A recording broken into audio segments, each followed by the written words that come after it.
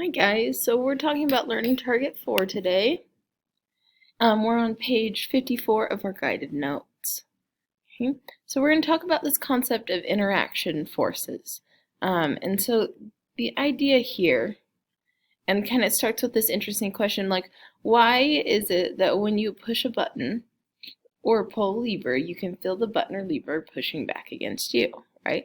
Like when I push the button pushes back against me. That's why I can feel that push there. And so we can think through this idea when we talk about interaction pairs. So you may have heard, it's Newton's third law. A lot of ways that this has been said is for every action there's an equal and opposite reaction. Okay? And so let's think through this. Let's look at the free body diagram here of these two individuals. So the idea is person A is pushing against person B and person B is pushing against person A. Okay. Notice they're on skates, so we're going to call this frictionless. We're going to ignore air resistance. And so we have a force due to gravity for A, right, for this person. And we have a normal force. But then the other thing that's going on here is B is pushing on A. So we have force of B on A. Okay? And likewise, we have force of A on B. Now, here's something important to remember. First off, when we draw a free body diagram, we only draw the forces that are acting on the object, not the forces that the object is producing. Okay, so we do have this force of A on B, but that's not part of A's free body diagram because that's not a force that's being applied to A. It is a force being applied to B. Okay, so we call these action-reaction forces. They are equal in magnitude and opposite in direction.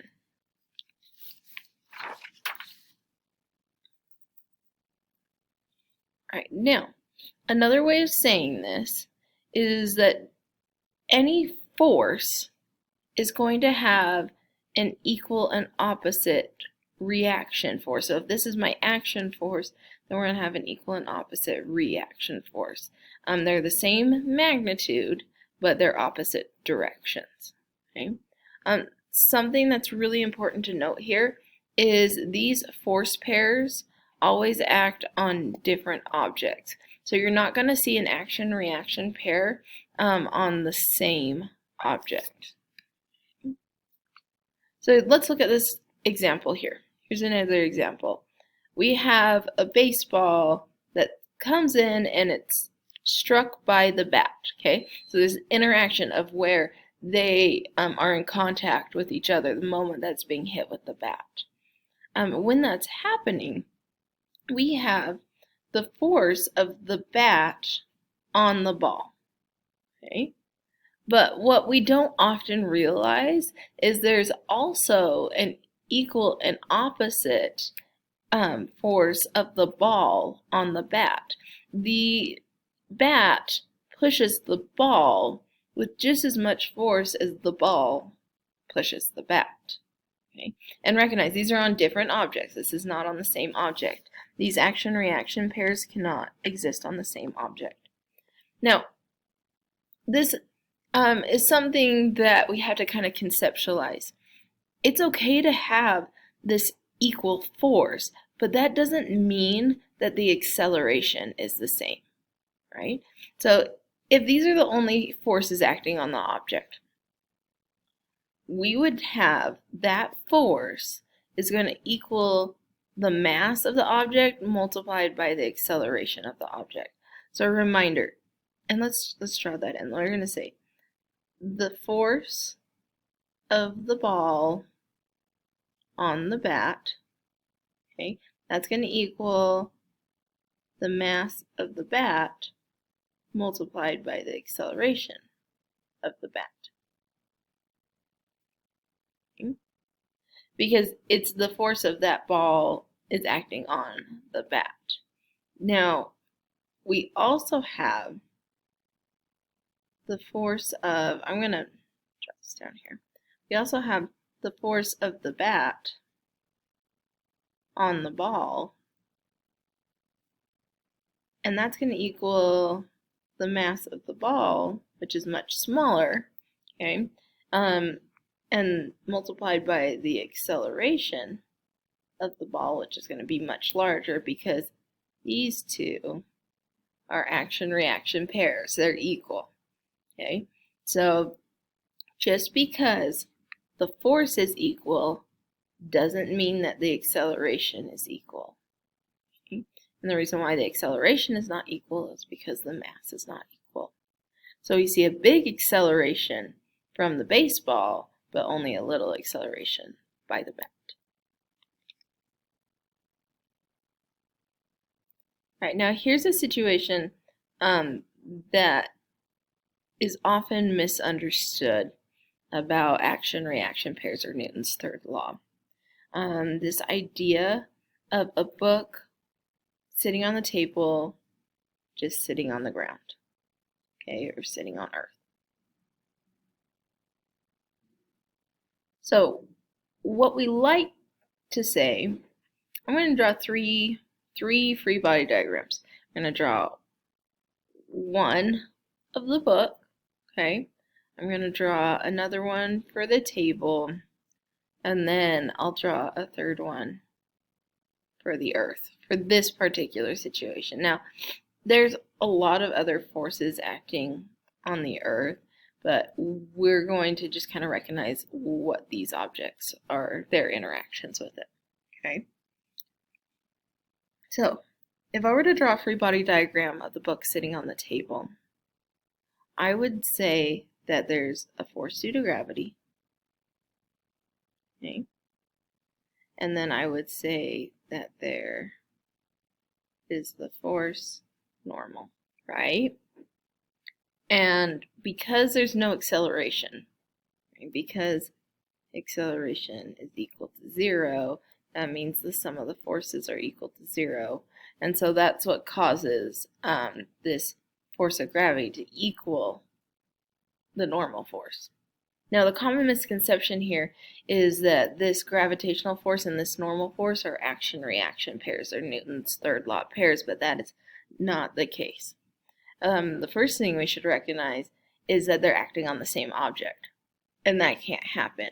These action-reaction pairs are always on different objects. So let's become more specific when we talk about gravity and we talk about normal. Well, the force of gravity is the force of Earth acting on the book, right? It's Earth pulling down on the book. And this normal force, that's just the force of the table acting on the book. Okay? Now, those are different objects. And so we have an action-reaction force that we need to recognize. Let's start with this one. So we have the force of the table on the book. Well, that must mean we also have the force of the book on the table. So it's going to be equal in magnitude, opposite in direction. We have force of the book on the table. Okay? And that is my action-reaction pair, or my Newton's third law pair. Okay? And so the way that we kind of recognize this is we're going to connect those with a dashed line. We're saying those are action-reaction pairs. Okay? And now we have the force of the Earth on the book. So that must also mean that we have the force of the book on the Earth. Okay? Now, that's not a commonly thought through idea. This idea that if the Earth is pulling on me, and, with gravity, that we are also pulling on the Earth with the same force. But don't forget, we are far less massive than the Earth. And so our acceleration, because of this force, is far greater than the Earth's acceleration. Okay, so I would say this is my force pair there. Okay. There's some more going on here, right? We have the force of the ground or the earth, kind of pushing back up, and then we also have the force due to gravity for the table, things like that. Okay, and so we can find all those action-reaction pairs, but please just remember that in this situation, for every situation, every force has an equal and opposite reaction, and that's always going to be happening on a different object. Okay, so if we're concentrating on just what are the action-reaction pairs of this book, well, that would be the force of the Earth on the book, and then we have its reaction pair, and then we have the force of the table on the book, and then its reaction pair.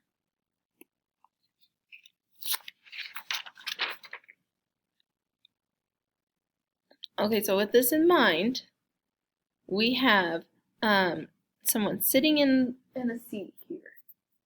What would be the force pairs in this picture? Okay, let's see. We have the person, okay, and we know, like, their free body diagram for the person, that would be a force due to gravity, which we've already called the force of the Earth on the person in this situation, right? And then we have a normal force from the chair, and so that's the force of the chair on the person. So this is going to be the person. We can also have the chair. The chair is going to have its force of the chair on the person, so we have force of the person on the chair. That's the interaction force there. And then with Earth as well, right? We have force of Earth on the person. Well, we have force of person on the Earth, and those are action-reaction pairs. Okay, and we can say, like, this is our system. This is what we're looking at, and we can identify where those interaction forces come from. All right, now what about the bird? Okay, we have a bird, seems to be floating in the air, right? I'd say it's like a buoyancy force. So we have bird. Okay. So we have a force due to gravity, or the force of the Earth on the bird. And then we have like a buoyancy. We have the force of the air particles on the bird, right? Those air molecules. So we have the force of air on the bird is pushing it back up. Okay? And so then you can look at those separately. You can find that interaction pair of force of the bird on the earth and then force of the bird on the air. Okay?